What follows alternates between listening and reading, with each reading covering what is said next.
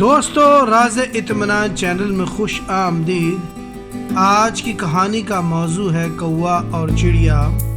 ایک گھنے سرسبز جنگل میں ایک پرانے درخت کی شاخ پر ایک ننھی سی چڑیا رہتی تھی۔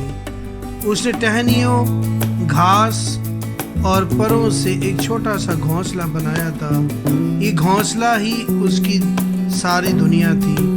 وہ اکیلی رہتی تھی مگر اپنی سادہ زندگی میں خوش تھی۔ ایک دن صبح کے وقت ایک کوا اس درخت کے پاس آیا۔ اس نے چڑیا کے صاف ستھرے گھونسلے کو دیکھا اور نرم لہجے میں اس سے بات کی۔ چڑیا جو اکیلی رہتی تھی خوش ہو گئی۔ اسے لگا جیسے کئی دنوں بعد کوئی اس کا حال پوچھنے آیا ہے۔ اسی طرح روز چلتا رہا تو اب تو وہ روز دونوں ملتے، باتیں کرتے اور ساتھ کھانے کی تلاش میں نکلتے۔ آہستہ آہستہ چڑیا کو یقین ہونے لگا کہ کوا اس کا سچا دوست ہے۔ ایک دن وہ دونوں ایک گاؤں پہنچے۔ صحن میں سرخ مرچیں دھوپ میں سوکھ رہی تھیں۔ کوا نے بولا، آؤ ہم کوئی کھیل کھیلتے ہیں، دیکھتے ہیں کون سب سے زیادہ مرچیں کھاتا ہے۔ پھر اسے شرط رکھی کہ جو ہار جائے گا وہ دوسرے کا کھانا بنے گا۔ چھوٹی چڑیا ایمانداری سے مرچیں کھانے لگی۔ اس کی ننھی سی چونچ اور گلا جل رہا تھا، لیکن کوا ہوشیار تھا۔ وہ مرچیں کھانے کا ڈرامہ کرتا رہا اور زیادہ تر مرچیں چھپا دیتا تھا۔ آخرکار کوا بولا، دیکھو میں نے زیادہ مرچیں کھائی ہیں اور میں اب جیت گیا ہوں اور تم اب میری ہو۔ چڑیا حیران رہ گئی۔ اسے یقین ہو گیا کہ یہ کوا اب اس کا دوست نہیں بلکہ دھوکے باز ہے۔ چڑیا ذہین تھی۔ اسے کہا، ٹھیک ہے لیکن پہلے اپنی چونچ صاف کرو کیونکہ اس پر مرچیں لگی ہیں، پھر تم مجھے کھا سکو گے۔ کوا لالچ میں اندھا فوراً مان گیا اور اپنی چونچ دھونے کے لیے دریا پر گیا۔ دریا نے کہا، پہلے تم برتن لاؤ۔ لہذا کوا کمہار کے پاس گیا کہ اس سے برتن لائے۔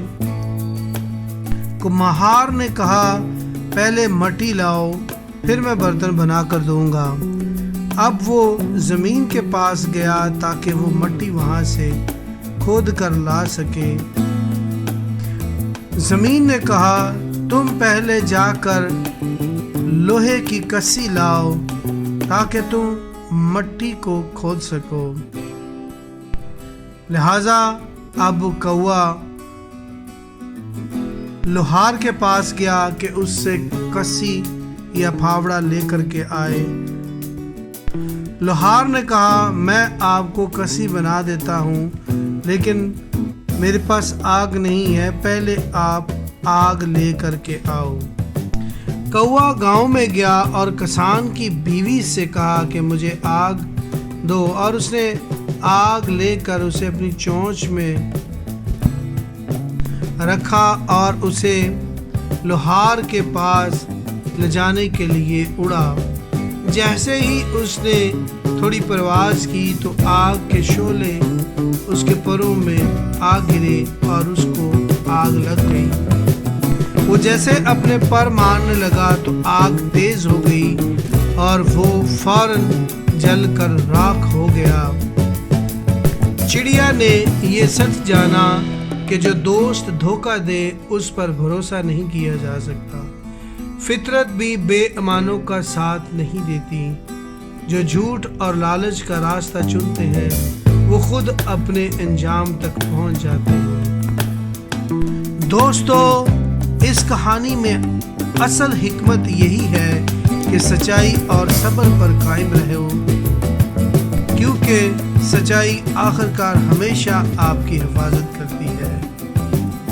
اس کہانی کو لائک کریں، شیئر کریں اور سبسکرائب کریں۔ شکریہ۔